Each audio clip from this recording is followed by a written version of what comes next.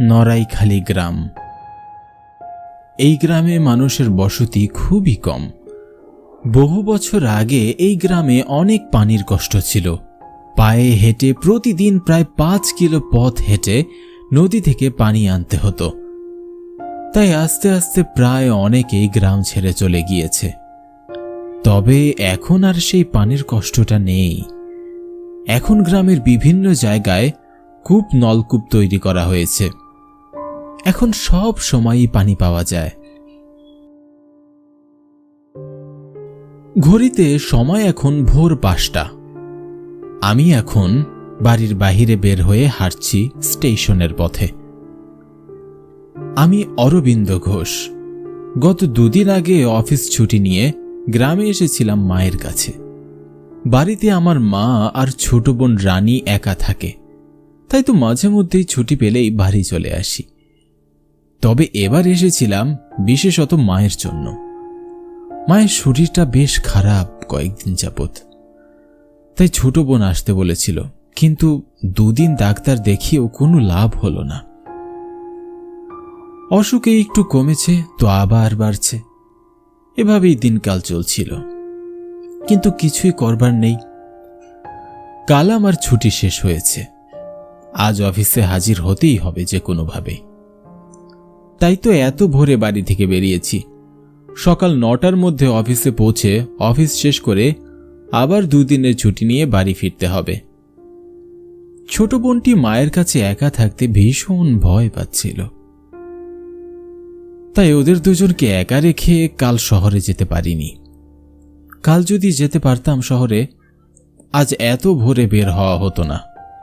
পুরোটা পথ জুড়ে না আছে কোনো মানুষ আর না আছে কোনো বাড়িঘর। আমাদের বাড়ি থেকে স্টেশন প্রায় 2-2.5 কিলো পথ। এতটা পথ পায়ে হেঁটে যেতে বেশ বেগ পোহাতে হচ্ছে। যদি একটা গাড়ি পেতাম বেশ ভালোই হতো। গ্রামের মানুষগুলো সচরাচর বেশ সকাল সকাল ঘুম থেকে ওঠে, কিন্তু আজ কেমন যেন বাহিরে কেউ একটা নেই। পরিবেশটাও বেশ অন্যরকম।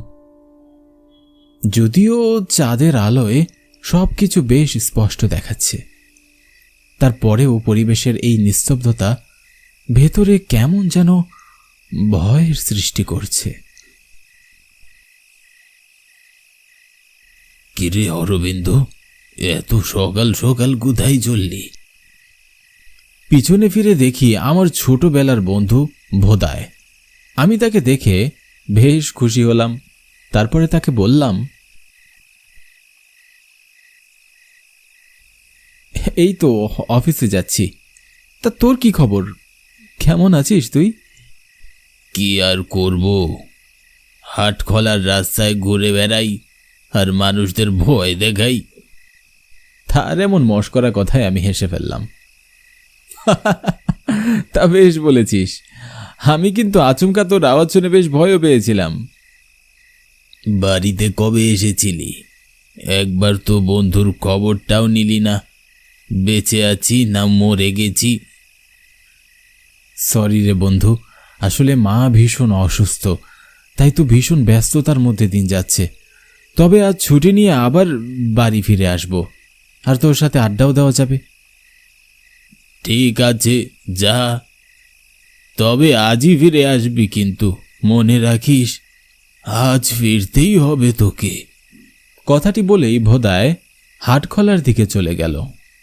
আমি আর দেরি না করে তাড়াতাড়ি হাঁটতে লাগলাম। বেশি দেরি করলে আবার ট্রেন মিস করে ফেলবো যে। ভোদায় নামেও ভোদাই, আবার কাজেও ভোদাই। বেশ সহজ সরল ছেলে। ছোটবেলায় একই স্কুলে পড়েছি আমরা দুজন। প্রাইমারি শেষ করেই আমি শহরে বেশ ভালো একটা স্কুলে চান্স পাই, আর ভোদাই তখন থেকে পড়াশোনা ছেড়ে দিয়ে তার বাবার জমিতে চাষাবাদ করে। এরপর থেকে ব্যস্ততায় ছেলেটির সাথে আর দেখাও করা হয়নি।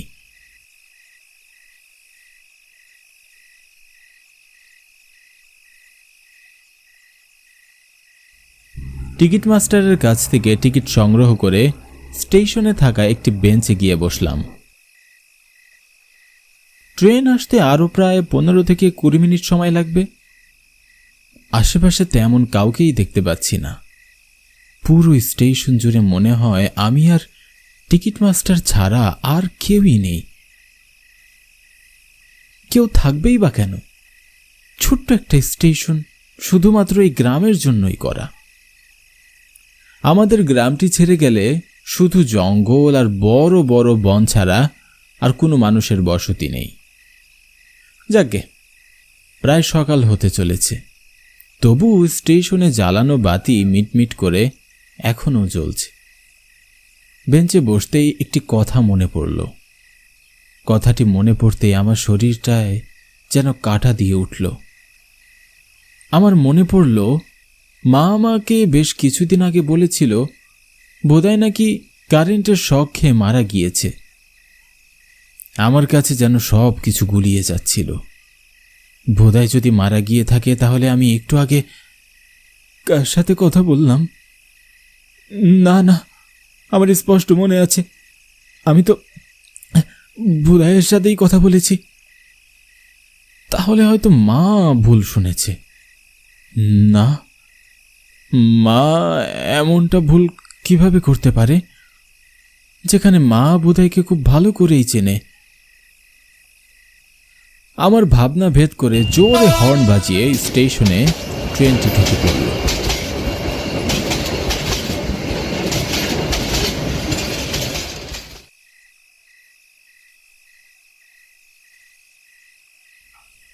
আমি আমার ভাবনাকে পাত্তা না দিয়ে ট্রেনে উঠে পড়লাম। ট্রেন ছুটে চলল শহরের উদ্দেশ্যে।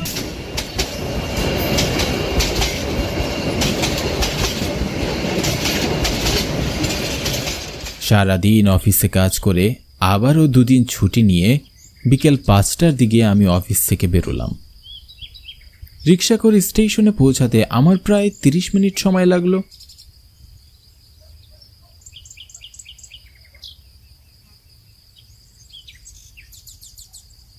স্টেশনে এসে আমি নড়াইখালির টিকিট কাটলাম। তারপরে আবারও স্টেশনের বেঞ্চে বসে ট্রেনের জন্য অপেক্ষা করতে লাগলাম।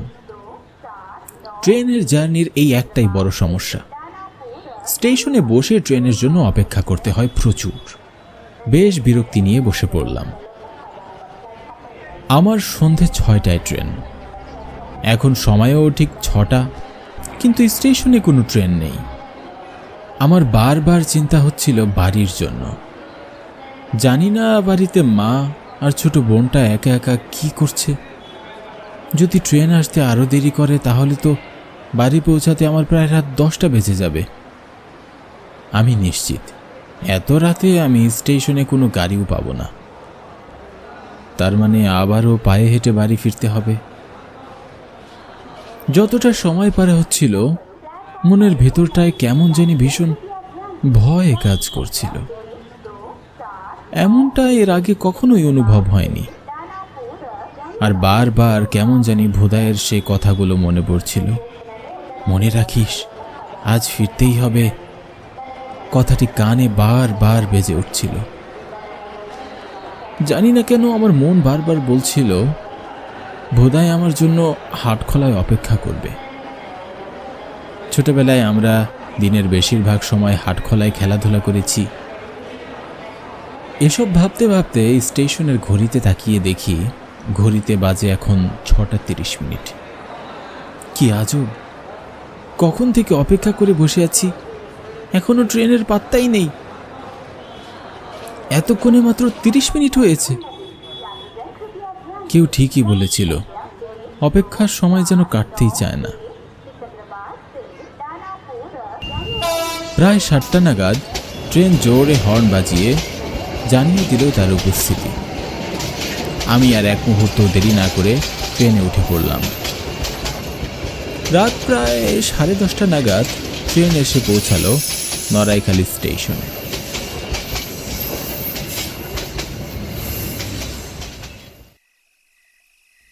ট্রেন থেকে নেমেই চারপাশে তাকালাম। যা ভেবেছিলাম তাই। আশেপাশে কোনো গাড়ি ঘোড়া নেই, আর তার সাথে কোনো মানুষজনকেও দেখতে পাচ্ছি না। আমি আর দেরি না করে সোজা পা চালিয়ে হাঁটতে লাগলাম। আজ রাতটা কেমন যেন বেশ ভারী ভারী লাগছে। মনের মধ্যে এক অজানা ভয় তেড়ে বেড়াচ্ছে। জ্যোৎস্নার রাত, চারিপাশটা বেশ ভালো করেই দেখা যাচ্ছিল। কি শুনশান রাস্তার মধ্যে আমি একা হাঁটছি, এটা ভেবে আমার ভয় করছিল ভীষণ। নিজের পায়ের হাঁটার আওয়াজটা পর্যন্ত নিজের কানে এসে বারবার বাড়ি খাচ্ছিল। বেশ খানিকটা পথ হাঁটার পরে হঠাৎ পেছন থেকে একটি আওয়াজ কানে ভেসে আসলো। আওয়াজটি শুনে বুঝতে পারলাম এটি গরুর গলার ঘণ্টার আওয়াজ। আমি পিছনে ফিরে দেখলাম, যা ভেবেছিলাম তাই, একটি গরুর গাড়ি আমার দিকে এগিয়ে আসছে। আমি সাইডে দাঁড়িয়ে রইলাম গাড়িটায় ওঠার জন্য। গাড়িটি আমার কাছে এগোতেই বুঝতে পারলাম গাড়িতে আরও দুজন বসে আছে, কিন্তু সবগুলো মানুষের চেহারা কেমন যেন ফ্যাকাশে লাগছে, আর সবাই অদ্ভুত দৃষ্টিতে এক নজরে সামনের দিকে তাকিয়ে আছে। তবে যাই হোক, আমি গাড়িতে তো উঠবই, কেননা এতটা পথ হেঁটে যাবার মতো আমার আর শক্তি নেই। গাড়িটা আমাকে ছাড়িয়ে যাবে এমন সময় আমি গাড়িটা থামানোর জন্য ডাকলাম, এই যে দাদা, আমাকে একটু বাড়ি পৌঁছে দেবেন, তার গাড়িতে নিয়ে চলুন না। আমার কথা শুনে গাড়িটি থামল, কিন্তু কেউ আমার দিকে একবারও তাকালো না বা কথারও কোনো উত্তর দিল না। ভেতর কেমন যেন খচখচ করছিল। তবু হাঁটার ভয়ে গাড়িতে উঠতে যাব এমন সময় পিছন থেকে কেউ একজন আমার হাতটি টেনে ধরল।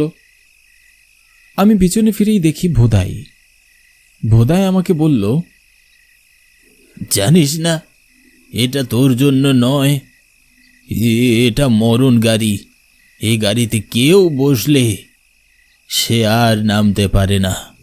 অরবিন্দু, তুই যাস না ও গাড়িতে। ভোদাইয়ের কথা শেষ না হতেই আমি তাকে কিছু একটা বলতে যাব এমন সময় দেখি, কই ভোদাই কই? আশেপাশে তো কাউকেই দেখতে পাচ্ছি না, না কোনো গাড়ি, না ভোদাইকে।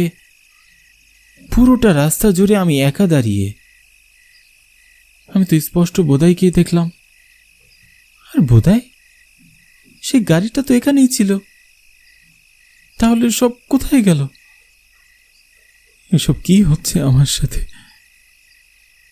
আমি আর সেখানে এক মুহূর্ত দেরি না করে তাড়াতাড়ি পা চালিয়ে বাড়ি ফিরে যাই।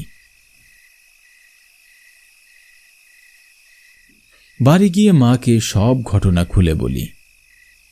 মায়ের কাছে জানতে পারি বেশ কিছুদিন আগে সকালবেলা নড়াইখালি হাটে বিদ্যুতের খামারের কাছে ভোদাইয়ের লাশ পাওয়া গিয়েছে। সকলের ধারণা ভোদাই কারেন্টের শক খেয়ে মারা গিয়েছে। আমি স্পষ্ট বুঝতে পারছি ভোদাই কারেন্টের শক খেয়ে মারা যায়নি, তার সাথে অনেক খারাপ কিছু ঘটেছিল। হয়তো সে আমাকে কিছু একটা বলতেই এসেছিল, কিন্তু কোনো কারণে সে তার কথাটা আমাকে বলতে পারেনি।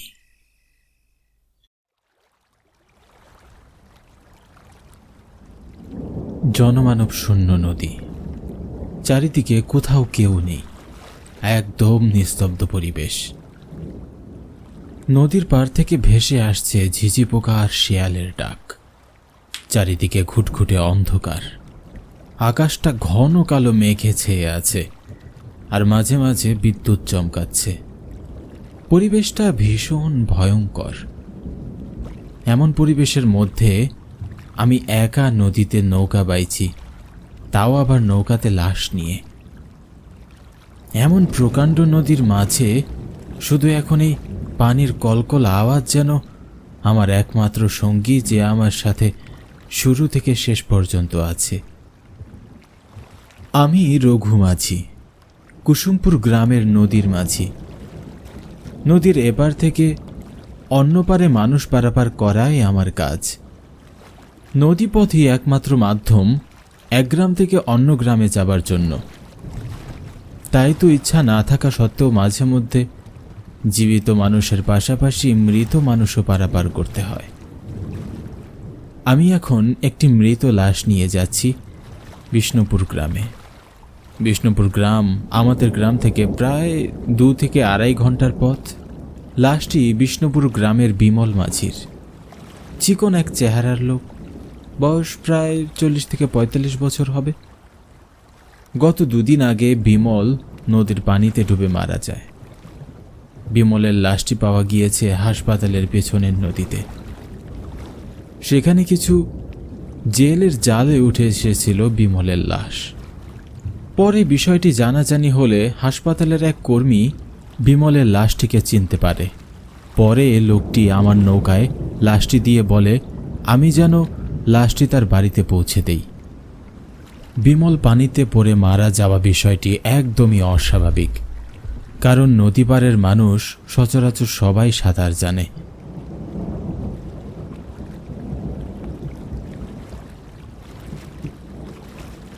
আমি নৌকা বাইছি প্রায় ঘণ্টাখানেক সময় ধরে। আমাকে আরও প্রায় 1.5 ঘন্টা খানিকের মতো নৌকা বাইতে হবে। এদিকে আকাশের অবস্থাটাও খুব একটা ভালো নয়, কখন যে কি হয় বলা যায় না। যে কোনো সময় বৃষ্টি নামতে পারে। আমার যা হয় হবে, কিন্তু আমি চিন্তা করছি লাশটির কথা। বৃষ্টি নামলে তো লাশটি ভিজে যাবে। আমি প্রায় সবসময় রাতে লাশ নিয়ে যাতায়াত করেছি, কিন্তু আজ প্রথমবার লাশের ভেলায় আমি শুধুমাত্র একা। আর পরিবেশটাও কেমন যেন গম্ভীর। সব মিলিয়ে ভিতরে কেমন যেন একটা অনুভূতি হচ্ছে।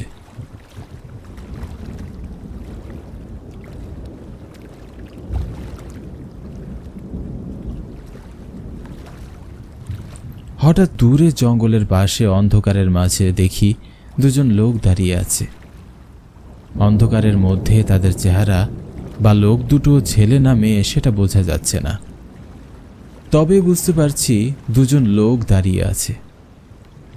লোকগুলো আমাকে দেখে ডাকাডাকি শুরু করলো। ও মাঝি, ও দাদা, শুনছেন?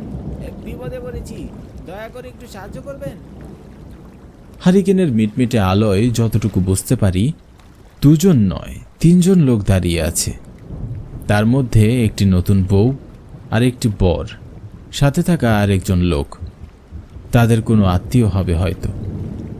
লোকগুলোর ডাকাডাকিতে আন্দাজ করতেই পারছি নদী পার করিয়ে দিতে ডাকছে আমাকে।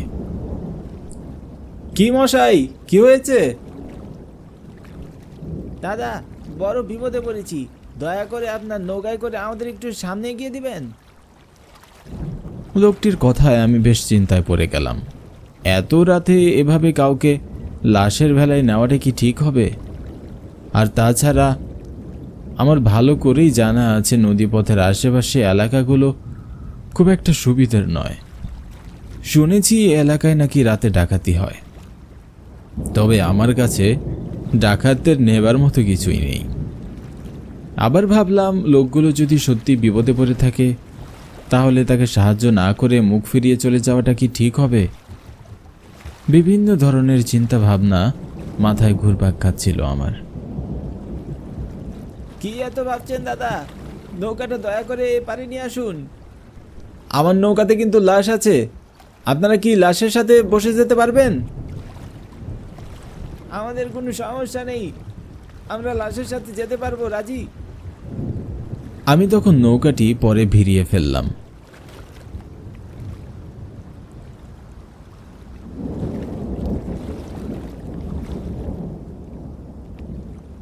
দেখলাম 2 লোকের সাথে লাল টুকটুকে শাড়ি পরা নতুন বউ। বউটির গা ভরে সোনার গহনা। ডাকাতি হবে না কেন? এমন গা ভর্তি গহনা দেখলে ডাকাতের মাথাই তো নষ্ট হয়ে যাবে। লোকগুলো নতুন বউকে নিয়ে উঠে বসে পড়ল। আমি আবার নৌকাটি বাইতে লাগলাম।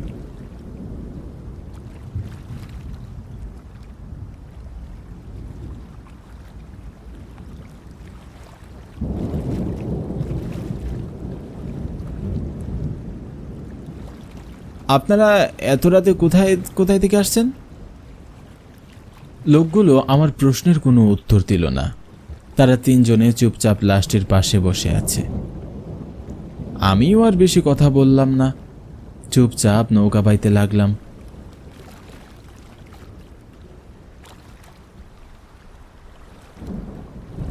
বেশ খানিকটা পথ পার করে আসার পর নদীর দুইটা মাথা পড়ল, আর এই দুই মাথার একটি দিয়ে বিষ্ণুপুর গ্রাম, আরেকটি যায় ডাকাতপুর। ডাকাতপুর নামটি রাখা হয়েছে এই কারণে এ পথে গেলে নির্ঘাত ডাকাতের কবলে পড়তেই হবে। নদীর এই পথটি বেশ জঙ্গল আর ঝোপঝাপে ভরা। দিনের বেলাতেও এ পথে মানুষ যেতে চায় না।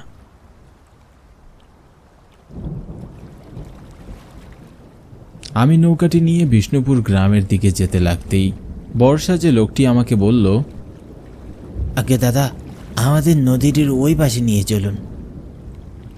আমি লোকটার কথায় বেশ অবাক হলাম।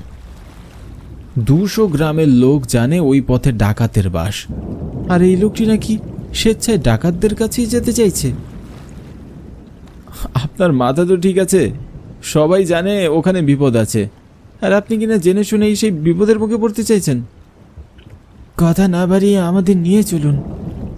আমার জীবনের মূল্য আছে ভাই, আপনাদের জীবনের মূল্য না থাকতে পারে। আমি ও পথে একা যেতে পারবো না। দাদা, আমাদের একটু সামনে নিয়ে নামিয়ে দিন, আপনাকে বেশি দূর যেতে হবে না। মেয়েটির কথা শুনে আর না করে থাকতে পারলাম না। নৌকার মাথা ঘুরিয়ে ডাকাতপুর পথে যেতে লাগলাম। এই পথটি বেশ ভয়ানক। এতক্ষণ আকাশে যে মেঘ ছিল, মেঘগুলো কোথায় যেন সরে গেল। আকাশটা বেশ পরিষ্কার হয়ে গেল। নদীর উপরের শিরশিরে হাওয়া কোথায় যেন হারিয়ে গেল। পরিবেশটা একদম নিস্তব্ধ হয়ে গেল। আমার কাছে বিষয়টি মোটেও স্বাভাবিক মনে হলো না। বারবার মনে হচ্ছিল এটা কোনো ঝড়ের পূর্বাভাস নয় তো। এমন সময় কানে ভেসে এলো অদ্ভুত ধরনের এক আওয়াজ। মনে হচ্ছিল কেউ হাড় চিবিয়ে চিবিয়ে খাচ্ছে। আওয়াজটির উৎস খুঁজতে খুঁজতে আমি বসা থেকে উঠে চারিদিকে তাকিয়ে দেখতে লাগলাম। আমার চোখ নৌকায় থাকা লোকগুলোর দিকে আটকে গেল। ভয়ে আমার ভিতরে আত্মাটা কেমন যেন উবে গেল। আমার সামনে সেই 3 জন মিলে বিমলের লাশটিকে ছিঁড়ে ছিঁড়ে খাচ্ছিল। পুরো নৌকাটি জুড়ে রক্তের বন্যা বইছিল। চোখের সামনে যেন এমন কিছু দেখবার জন্য আমি মোটেও প্রস্তুত ছিলাম না। আমি ভয়ে চিৎকার করে উঠি, বাঁচাও! আমার চিৎকার শুনে তারা 3 জন ভয়ঙ্কর দৃষ্টিতে আমার দিকে ফিরে তাকালো। তাদের চোখ আর গলা দিয়ে রক্ত গড়িয়ে পড়ছিল। দেখে মনে হচ্ছিল তারা বিমলের লাশটির মতো আমাকেও চিড়ে খাবে। হঠাৎ পাশে থাকা মেয়ে ভূতটি বলে উঠল, তুই চলে যা, আমরা তোর কোনো ক্ষতি করব না। তোর ভেতরে কোনো লোভ নেই। এই বিমল আমার সব কিছু কেড়ে নিয়েছে। আমার গায়ের গহনার সাথে সাথে আমাদের প্রাণটিও। সেদিন অনেক গহনা দিয়ে আমার বিয়ে হয়। বিয়ের পর আমি, আমার স্বামী আর আমার শ্বশুর, আমরা 3 জনে বাড়ি ফিরছিলাম। অনেক রাত হয়ে গিয়েছিল সেদিন। আমরা বিমলের কাছে সাহায্য চাই। বিমল আমাদের সাহায্য করার নাম করে আমাদের এই ডাকাতপুরের পথে নিয়ে এসে নদীর তীরে দাঁড়ানো 3 জন ডাকাতের হাতে তুলে দেয়। ডাকাতগুলো আমাদের ভয় দেখিয়ে আমার গায়ের সব গহনা ছিনিয়ে নেয়। তাতেও কোনো আফসোস হতো না, কিন্তু তারা আমার সামনে আমার স্বামী আর শ্বশুরকে মেরে ফেলে। তারপর আমার উপর চালায় নির্মম অত্যাচার। এরপরে ভোর হবার আগে আগে তারা আমাকেও চাকু দিয়ে গলা কেটে আমার মৃতদেহটা পানিতে ফেলে দেয়। এমন বিশ্বাসঘাতক লোকদের শাস্তি আরও কঠিন হওয়া উচিত। তাই তো ওকে পানিতে চুবিয়ে মেরেও শান্তি হয়নি। এখনো লাশটিও আমরা ছিন্ন বিচ্ছিন্ন করব। যা, তুই চলে যা। আর শোন, কখনো লোভ করবি না।